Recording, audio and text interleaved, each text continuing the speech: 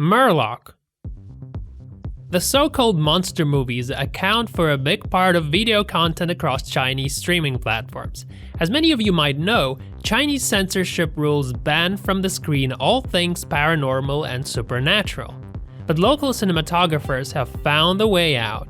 They blame the presence of gigantic insects, snakes, crocodiles, rats, and other fanged beasts on laboratory mutations. As for audiences, they seem to be quite content with this explanation, which makes it a win-win. Film creators realize it's not quite right, but ironically, they can't do anything about it. On top of that, filmmakers can always pretend to be good Samaritans by saying they made a tropical movie about the dangers of ecological collapse.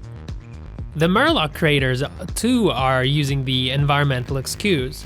As a result of climate change and water pollution, people are now threatened by amphibians that are half human, half fish. The movie follows Han He, an ex-boxer who gets into a truck that poachers are using to transport a captured amphibian. A striking rich businessman needs the amphibian to extract an embryo from it. Why? Because the embryo can produce a potent substance that has the power to cure his dying wife. Anyway, the amphibian escapes, but not before butchering its captors, among which are Han He and his son.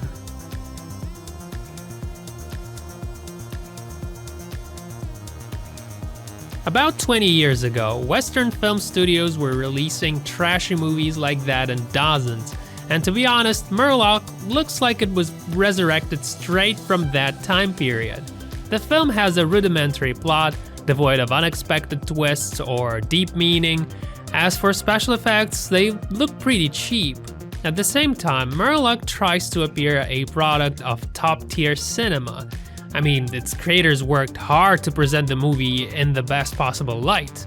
Here you have smart visual tricks, inventive camera work that serves to disguise a scarce budget, energetic editing style, intense vibe, and charismatic characters played by good actors.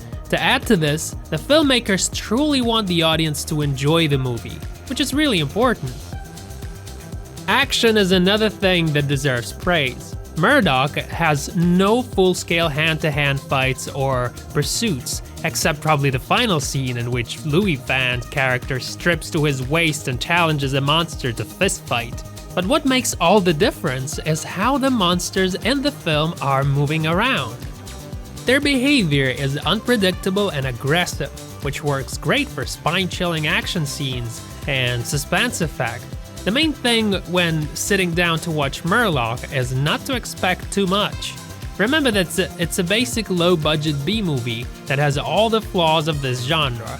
At the same time, it must be said that Murloc's creative team approached the project responsibly, without trying to cut corners or cheat the audience.